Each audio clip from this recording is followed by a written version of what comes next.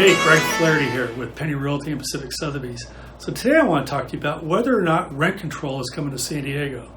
So a lot of this, whether you like it or not, depends on your perspective. If you're a landlord, you're not going to want rent control. If you're a tenant, you're probably going to welcome it. So it appears to me there's a pretty good chance that rent control, or what they call the anti-rent gouging bill, is on its way to San Diego and the rest of California. So far, it has passed the California State Assembly. It's coming up for a vote soon in the California State Senate. If it's approved there, it will be signed into law by the governor of California. So what this means, if it's passed, is that there will be a maximum base increase that a landlord can do per year of 7%. On top of that, you'll add in the consumer price index, the average consumer price index rate, or CPI as it's called. In San Diego, the CPI on average increases about 2.5%.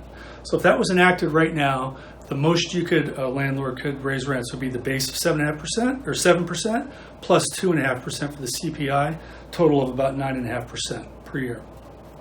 So on its face, this doesn't seem like that big of a deal because most landlords don't increase rents per year by much more than 9.5%.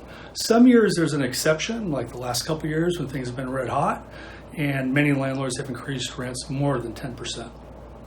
However, here's what we do know, that everywhere rent control has been tried before, developers and contractors, they stop building apartment complexes and condos. Landlords exit the marketplace, and what you have is a situation where there's less supply for low-income families looking for affordable housing, and then everywhere they can, rents are going up. It's really a negative for the people designed to help the most. So this bill also includes something called just cause eviction. That's just cause eviction, and what that means is landlords can only evict for 3 reasons. 1 is non-payment of rent, 2 is creating a nuisance, and 3 is illegal criminal activity on the premises. Anything else, a landlord cannot evict for. So this means the bottom line is that landlords are going to have a real difficult time getting rid of tenants, even bad tenants.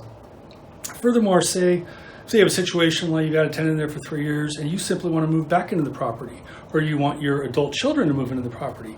That's not going to be a valid reason. You will not be able to get rid of those tenants for that reason. So it gets a little bit tougher on landlords. And what do these things mean? It means that landlords don't put as much money into improvements of their property. They don't maintain them the same way because the profit margins aren't there like they used to be. So all in all, I think this really, again, hurts the people it's designed to help the most. But nevertheless, I do think probably better than 50-50 shot. This is going to be signed into law, and I'd keep an eye out for it if you're a landlord. And if you have any questions, want to talk to me about it, Greg Flaherty here, Penny Realty in Pacific Sotheby's. Thanks for listening.